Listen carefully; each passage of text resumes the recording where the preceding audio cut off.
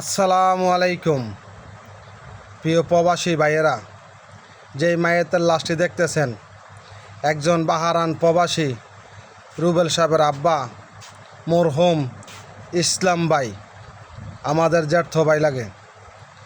উনি গতকাল রাত 1:30টায় এ দুনিয়ার মায়া ত্যাগ করেন। গেছে শুক্রবারে প্রবাসী রুবেল বাহারান থেকে বাংলাদেশে আসেন। তার 3 দিনের মাথায় আল্লাহ পাক তার আব্বাকে দুনিয়া থেকে নিয়ে গেছে। তার আব্বার জানাজা মাশাআল্লাহ সে শরীক হতে পারছে। তার জন্য সকল প্রবাসীর পক্ষ থেকে তার জন্য দোয়া করবেন। সবাই কমেন্টে আমিন বলে যাবেন। আর বিশেষ করে ভিডিওটি দেখার অনুরোধ রইল সবার।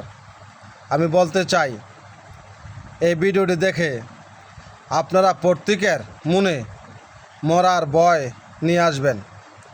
আজকে দেখেন একজন ভালো লোক আমাদের ইসলাম ভাই জীবনে কোনো দিন কারো সাথে ঝগড়া কিংবা মুখ কালাকালি বা পাড়া প্রতিবেশীর সাথে মাঝে মধ্যে একটু তর্কাতর্কি হয়, কিন্তু ওনার এই ধরনের কোনো রেকর্ড নাই যে পাড়ার মাঝে কারো সাথে উনি কখনো যে কোনো দিন কারো সাথে একটু বাড়াবাড়ি করছে। তাই বলতেছি, আপনারা সবাই ইসলাম ভাইয়ের জন্য দোয়া করবেন, মন থেকে দোয়া করবেন।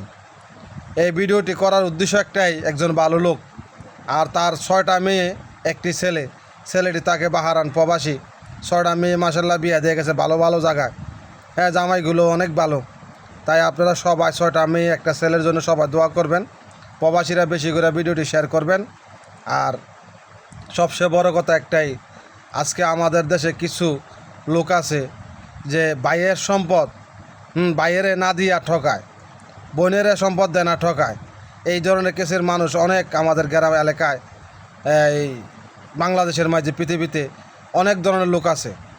হ্যাঁ, সুদ ঘোষ সারা তারা থাকতে পারে না। তাই বলতেছি, আপনারা এগুলো সাইরা যে কোনো একদিন এই ইসলাম ভাইয়ের মতো আপনিও কিন্তু লাশ হয়ে যাবেন।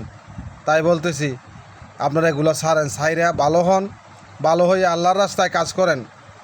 আল্লাহর রাস্তায় কাজ করেন ভাই। আমরা সবাই একদিন মরণশীল, আমরা সবাই মরণশীল, আমরা সবাই মরতে হবে। তো মরতে হলে আমাদের কি দরকার? আমাদের আমলের দরকার। আমরা আমল কিভাবে করব?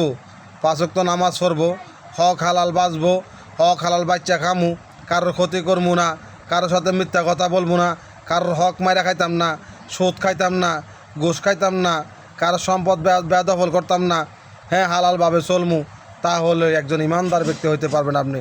5 ওয়াক্ত নামাজ পড়তে হবে, আল্লাহর রাস্তায় থাকতে হবে, মসজিদেতে নবীতে বৈশা আল্লাহর কাছে চান। আপনি আল্লাহর কাছে হাত বাড়ান, আপনার কোনো কিছুর অভাব হবে না। আপনি ভাই আল্লাহর কাছে হাত না বাড়াইয়া আরেকজনের হক খাইবেন, স্বাস্থ্য ভাইরে ঠকাইবেন। হ্যাঁ, আপনি আপন ভাইরে ঠকাইবেন, বোনেরে ঠকাইবেন।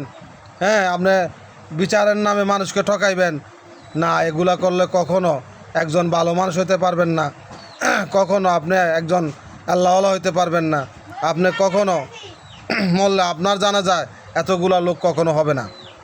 ইসলাম ভাই একজন ভালো লোক। দেখেন আজকে তার জানা যায় কত লোক আসছে।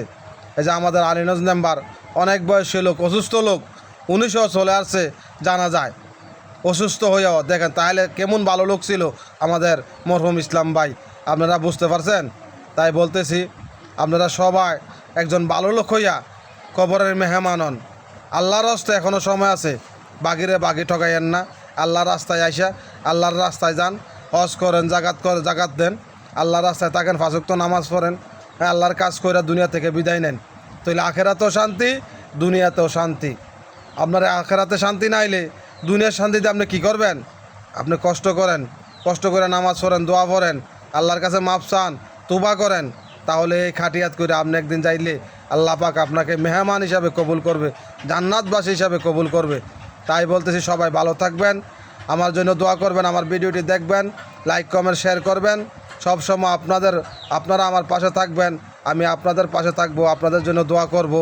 হ্যাঁ, এই যে দেখেন কবরস্থানটির কাজটি করা অত্যন্ত জরুরি আমাদের। তাই বলতেছি, সকল প্রবাসীরা ভিডিওটি বেশি বেশি শেয়ার দিবেন, এই কবরস্থানের কাজে যেন তাড়াতাড়ি শেষ করতে পারি। সবার কাছে একটাই অনুরোধ, এই কবরস্থানটি কেন্দ্রীয় কবরস্থান। সবাই ভালো থাকবেন। আসসালামু আলাইকুম।